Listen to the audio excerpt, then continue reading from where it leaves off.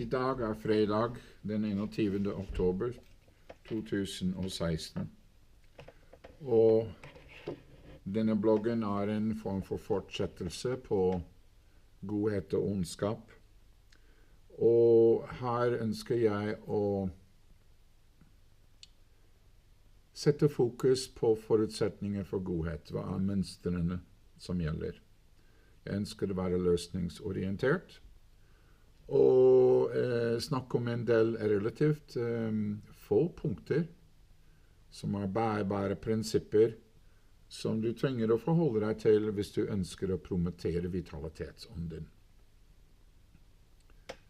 Jeg har de skrevet ned på mine websider, og for deg som god på å lese engelsk, så vil du finne at det veldig mye informasjon der som du kan dra utbytte av. Sidene bare på engelsk fordi at budskapet global. Jeg forsøker å dra enkelte deler av de websidene, informasjon som jeg har der, inn til norsk for å gjøre det lettere for nordmenn å forstå seg på. Hvis de ønsker detaljinformasjon, så kan de gå der og se på det på engelsk. Mine websider på www.mickoechanowicz.info. Og det selvfølgelig en dot mellom www og navnet mitt. Så jeg leser om de naturlovene, og nå snakker vi virkelig om naturens lover. Jeg har tatt disse lovene ut fra mitt eget hode, for å si det sånn, etter å ha studert biologiske forutsetninger for langsiktig vitalitet. Den ene å gjøre ingen skade. I juridisk fiksjon så heter det seg at hvis du har gode intensjoner, så kan det hende du må gjøre vonde ting for å skape godhet. I naturens lover så funker det ikke slik. Det ingenting som heter å offre noe eller noen for å gjøre godt. I naturen så har alle delene i en helhet tilgang til å strekke seg ut til vitalitet. De får den energien som de trenger, de får den informasjonen de trenger, og de får den anledningen de trenger.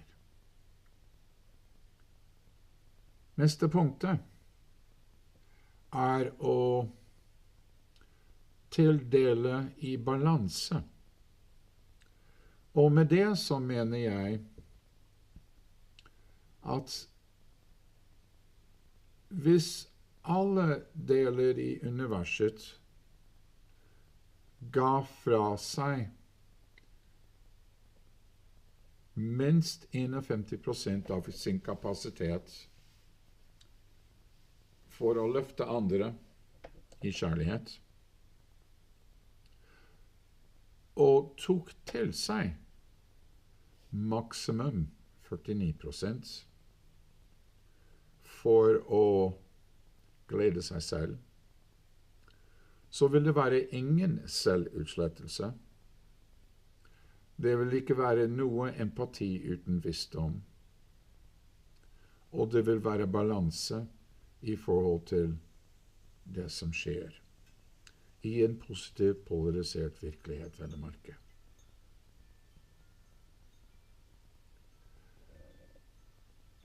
Å ære sannheten, beskytte sannheten og fremheve sannheten den tredje forutsetning. Å lyve eller dekke over sannheten eller gjøre sannheten skjult, hemmeligholdt, ikke av det gode. Det ingen som skal bestemme for en annen hva som relevant og nyttig informasjon. For det foregår i frivillige. Hvis jeg opplever at informasjon relevant for meg, nyttig for meg og viktig for meg å vite, så det det. Og hvis jeg tar feil, så har jeg anledning til å lære av den feilen. Gjennom det så utvikler jeg meg, i stedet for å innvikle meg. Så du sannheten, koste hva det koste vil. Forstå at universet ikke i konflikt med seg selv. Hvis du opplever en konflikt, så må det være noe feil i tenkning et eller annet sted imellom delene som i konflikt med hverandre. Det noe jeg har arbeidet med lenge for å teste ut om det sant. Jeg har lært om dette prinsippet da jeg lærte The Theory of Constraints og tankeprosessen som hører til denne modellen for systemtenkning. Og jeg har til gode å oppleve at en konflikt ikke et produkt av feilaktig tenkning, slørvete logikk.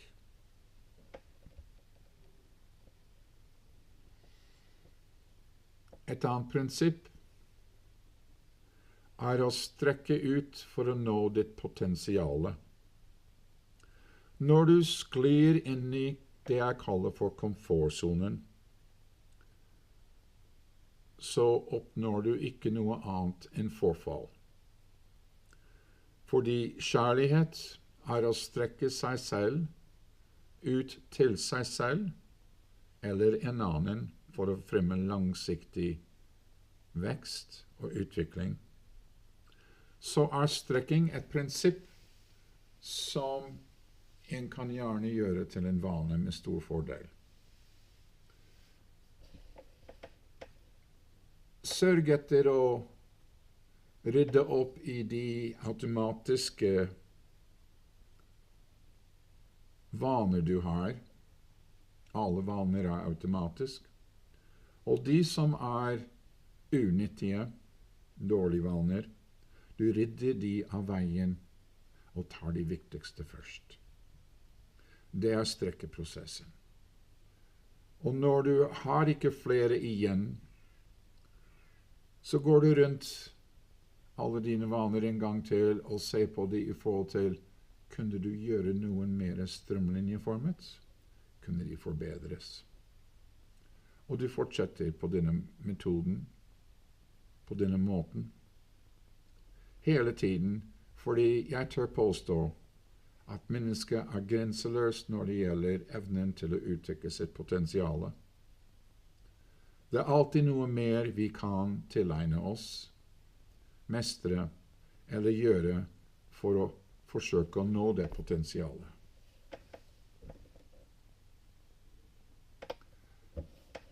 Et annet prinsipp, det sjette prinsippet, å unngå enhver form for konkurranse. Som pesten. Fordi konkurranse forurensning for vitalitet i forhold til samarbeid. Du samarbeider aldri med konkurrenten, fordi det vil føre til selvutslettelse. Fordi i konkurranse vil konkurrenten din alltid dominere deg. Og dominans et av konkurranses kjennemerker.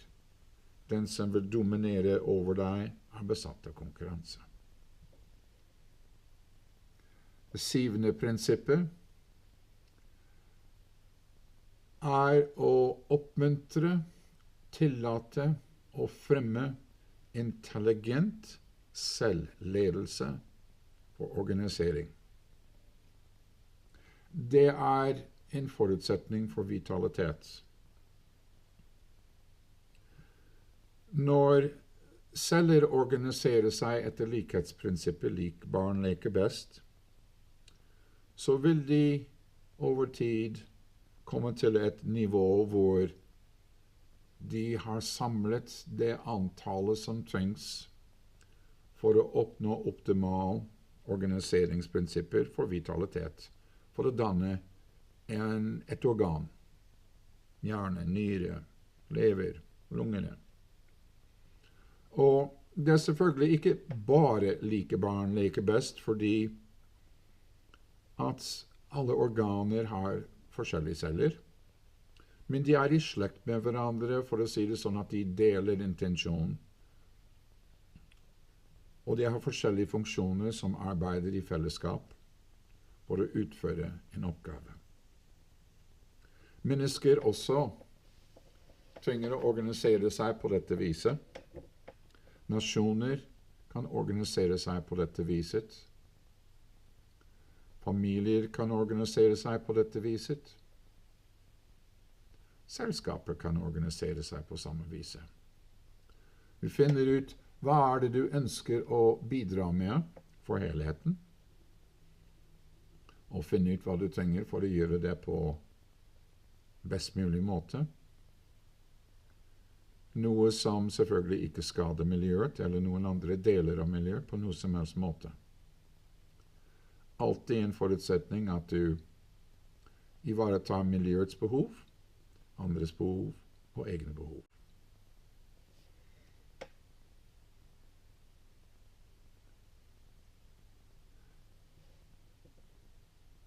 Det 8. prinsippet å ønske mangfold velkommen.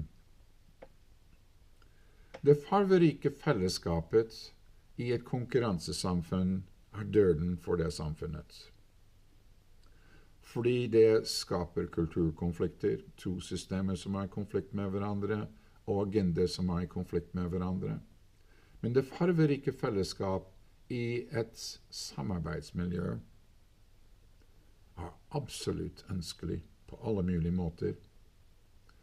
Den tilbyr utvidet muligheter for valg. Utvidet muligheter for å komme fram til unike uttrykk. Og alle har lik verdi på den måten at for eksempel du har en bil, og det en gummiforing, gummislange, som bindeleddet mellom for eksempel deler, som absolutt nødvendig forutsetning for disse delene til å fungere. Og hvis den slangen ryker, så har plutselig den delens behov, den delens verdi, det høyeste av verdi, for det nå flaskehalsen, som gjør at hele maskinen slutter å fungere. Tenk på det også når det gjelder mangfoldet i menneskelige samlinger.